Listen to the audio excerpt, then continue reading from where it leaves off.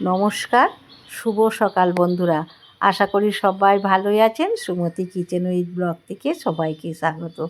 আজকে হচ্ছে সকালে টিফিন বানাচ্ছি ছেলের জন্য, চিঁড়ে দই আর হচ্ছে পাকা পেঁপে, আর দুপুরে মাছের ঝোল বানাবো, সেটাও আপনাদের সঙ্গে শেয়ার করব। আপনারা প্রথম থেকে শেষ পর্যন্ত দেখবেন, আশা করি ভালোই লাগবে। আর ভালো লাগলে চ্যানেলটিকে সাবস্ক্রাইব করবেন, লাইক করবেন, শেয়ার করবেন, কমেন্ট করে জানাবেন কেমন লাগলো আজকে দুপুরের রান্না। আর হচ্ছে টিফিন, এখানে পাতলা চিঁড়ে নিয়েছি, ধুয়ে নিয়েছি। ধোয়ার সঙ্গে সঙ্গেই চিঁড়েটা ভিজে গেছে, যেহেতু পাতলা চিঁড়ে। এখানে 2 চামচ চিনি দিয়েছি আর 150 গ্রাম টক দই দিয়ে চিঁড়েটাকে মেখে নিচ্ছি। আর এখানে পাকা পেঁপের খোসা ছাড়িয়ে পিস করে নিচ্ছি। আর আমার ছেলে তো হসপিটালে ভর্তি ছিল, অসুস্থ ছিল, সে অন্য কোনো কিছুই টিফিন খায়নি। সে চিঁড়ে, দই, ফল আর সুজির উপমা, সুজিকে পাতলা করে এই সবই টিফিন খায়। আপনাদের সঙ্গে একদিন টিফিন হচ্ছে শেয়ার করব।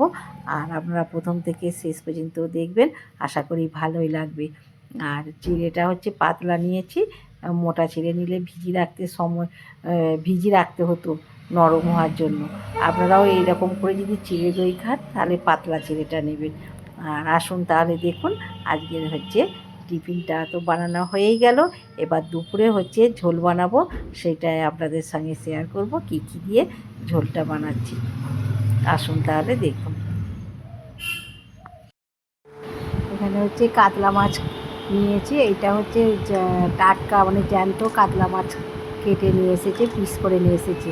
আর আমাদের এখানে বাজারেতে ওই শিঙি মাছ, মাগুর মাছ এগুলো পাওয়া যায় না, আর সেই জন্যেই এই জ্যান্ত কাটা পোনা মাছ নিয়ে এসেছে। লবণ হলুদ মাখিয়ে দিলাম। আর এখানে ওই যে ঝিঙে আর কাঁচকলা, পেঁপে নিয়েছি, বিনস আর গাজর, এইগুলো দিয়ে আজকে হচ্ছে ঝোল করব।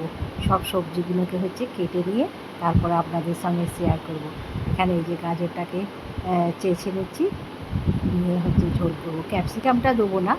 আর হচ্ছে এবার সবজিগুলোকে সব কেটে পরিষ্কার করে ধুয়ে নিচ্ছি। এখানে সবজিগুলো কেটে নিয়েছি। ঝিঙেগুলোকে হচ্ছে মাঝখান দিয়ে কাটিনি, ঝিঙে তো খুব নরম, ঝোলে দিলে গলে যাবে, সেই জন্যে এইরকমভাবে কেটেছি। কেটে পরিষ্কার করে হচ্ছে ধুয়ে নিয়েছি। এবার মাছটাকে ভেজে নেব। সবজি কেটে ধোয়া হয়ে গেছে, মাছ ভাজা হয়ে গেছে, সেইগুলো আপনাদের সঙ্গে শেয়ার করিনি।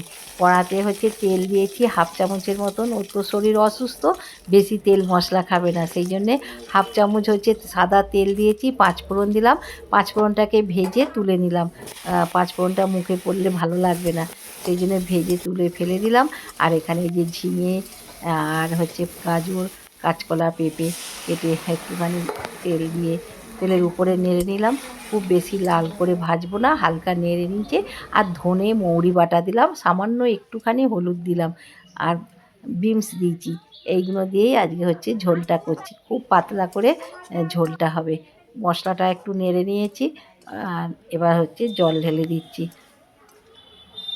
ঝোলটা খেতে কিন্তু ধনে মৌরি দিয়ে ঝোলটা খেতে খুবই টেস্ট লাগে। আর জল ঢেলে দিলাম, স্বাদ মতন লবণ দিলাম, একটু জলটা বেশি করে দিলাম, দিয়ে এবার ঢাকা দিয়ে দিচ্ছি। কতটা সেদ্ধ হয়েছে দেখব। পেঁপে গাজর সেদ্ধ হয়ে গেছে। এবার মাছ ভেজে রেখেছিলাম, মাছগুলো দিয়ে দিলাম। মাছটা ভেজে রেখেছিলাম, দিয়ে একটু ফুটিয়ে নেবো, তাহলে মাছটা ভালো ঝোলের মধ্যে সেদ্ধ হয়ে যাবে। মাছ ভাজাটা আপনাদের সঙ্গে আর শেয়ার করিনি। হয়ে গেল আমার মাছের ঝোল। সমস্ত সবজি সেদ্ধ হয়ে গেছে।